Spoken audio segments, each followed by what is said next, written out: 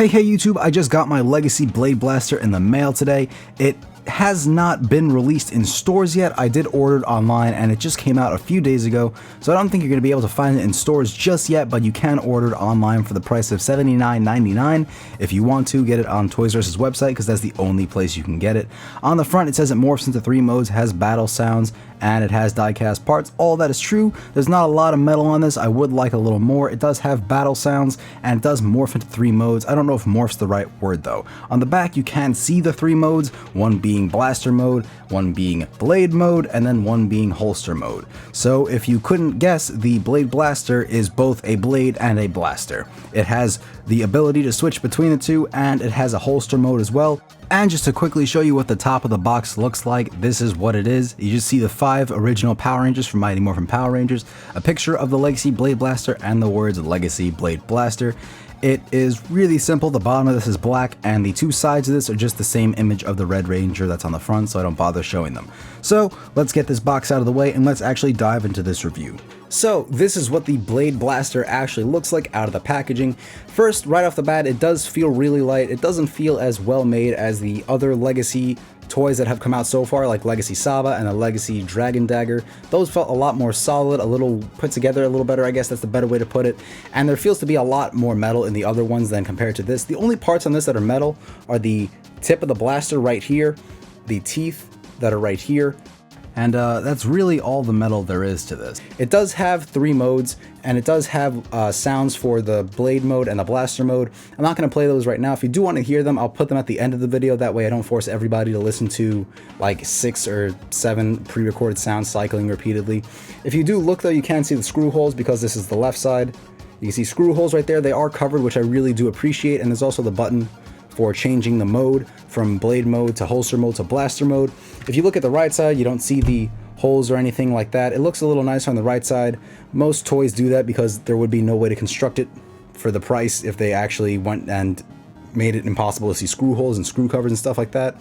This is the speaker. This is the on-off switch for the sounds. The one thing that is almost like a pet peeve with this one for me is the fact that it does advertise repeatedly on the box that there is what they call holster mode, which is the way the Power Rangers would store this when they put this in their holster, and that is by holding the button right here and turning the handle up and also sliding this back so the teeth interlock. This is holster mode. This is basically just the in-between mode from blaster and blade mode, where you don't actually let the blade out.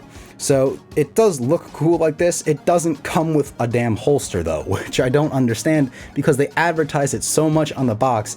This is $80 and it definitely isn't up to the build quality of the other versions of Legacy Power Ranger toys. So for the extra 20 cents it would have cost them to put in a little piece of molded plastic, I'm kind of upset they didn't include a holster with this if they keep explaining and beating me over the head with the fact that there is a blaster and holster mode. So, you know, if there is going to be a holster mode, maybe include a holster with it.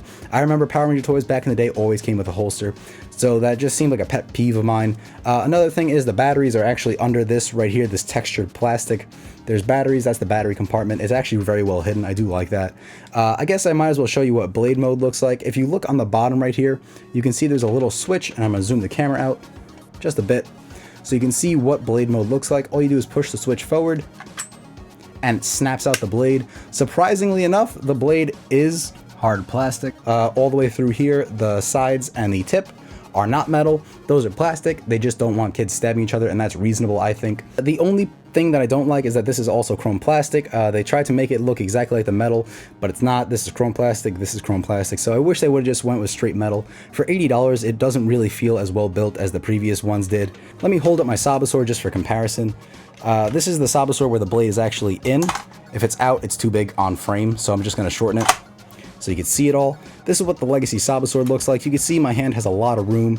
I could stretch my hand out as much as I want and still have room. For the Blade Blaster though, if I hold it, you can see that my hand pretty much takes up the entire, I guess, area for it, the handguard. So the Legacy Sabasaur does seem to be scaled more towards adults.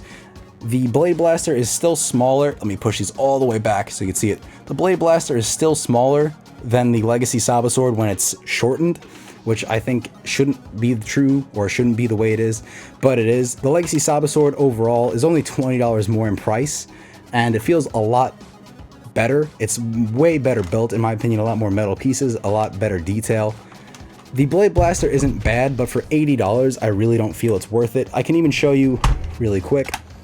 The handle is way thinner, like scale-wise, the Blade Blaster is a lot thinner and smaller than the Saba Sword is. I don't know if that's how it is in the show. I haven't watched the show recently, but I'm pretty sure these are comparable in size because you are slicing enemies with this supposedly. So I don't know why they made it so small in scale. I guess it wouldn't look right as a pistol otherwise, but it does come off as a little dinky when you hold the two together, I think. It's just because there's so little, I guess, plastic. It seems like it's just built to a smaller scale for some reason. I don't know why they did that. Legacy lines, in my mind, are marketed towards the older fans of Power Rangers who are now 20 years older and have a lot more disposable income but still want the cool toys from the past but a little better build quality. And I think that's reasonable. I like that they're doing that, but I don't know if this one specifically is worth the $80, especially because this is literally all that comes in the box for $80. You don't get the holster, you don't get anything else. It is really cool, and I do enjoy it a bunch, but I personally wouldn't really, you know, buy this for $80 if I didn't already. If I were you, I'd probably hold off till it's around $60. That's where I feel the fairest price would be for this is. And yeah, so if you can hold off for a little bit, wait for this to go down to maybe $60. If there's a price drop for Black Friday or something like that, I'd say go for it. But if you're not, you know, super duper into collecting Power Rangers, you could wait a little bit. I'd suggest doing it.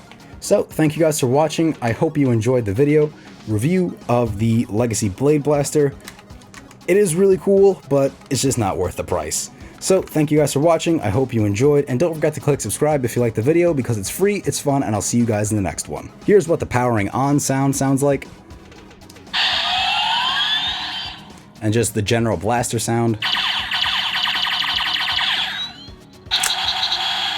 It does make exploding sounds afterwards as well. There is no cocking sound though. I wish there was. Doesn't make a different sound. Does make an explosion though, which I do appreciate. If I do turn it into blade mode, it does make a transforming sound, and when the blade extends, it makes another sound as well. And there are clanging sounds if you're doing a sword fight or something like that. Just general slicing and cutting sounds. But that's really it. Thank you guys for watching again. I'll see you next time.